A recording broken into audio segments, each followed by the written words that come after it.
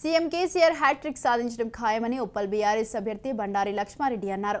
మల్లాపూర్లో ఏర్పాటు చేసిన ఆర్ఎంపీ డాక్టర్ల సమ్మేళనంలో ఆయన ముఖ్య అతిథిగా పాల్గొన్నారు. ఆర్ఎంపీ డాక్టర్ల సమస్యల పరిష్కారానికి కృషి చేస్తానని తెలిపారు. ఉప్పల్ నియోజకవర్గానికి 100 పడకల ఆసుపత్రిని మంజూరు చేపించామని 50 కోట్ల నిధులతో అభివృద్ధి కార్యక్రమాలు చేపట్టామని గుర్తు చేశారు.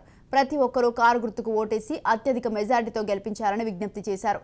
దేశంలోనే తెలంగాణ రాష్ట్రం అభివృద్ధిలో అగ్రగామిగా నిలిచిందన్నారు.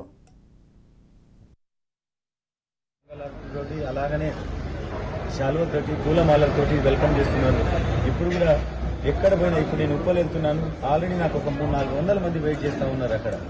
అంటే దాన్ని బట్టే మీరు తెలుసుకోవాలి మా పార్టీ ఎట్లా ఉందనేది. తెలంగాణ స్టేట్ ఏదైతే వచ్చాక ఇండియాలోనే నంబర్ 1 అయింది అని వాళ్ళు కూడా చెప్తున్నారు, అందరూ కూడా నమ్ముతున్నారు. కాబట్టి ఈ రోజు నాకు ఈ ఆదరణ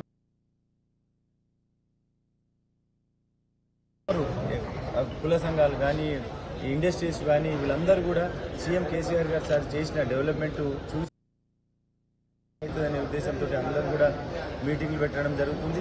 ఫుల్ టైం బిజీ ఉంటున్నాం. ప్రతి చోట కూడా కాలనీస్లో పోతే కానీ ఎక్కడ పోయినా ఆదరణ దొరుకుతుందని చెప్పాను.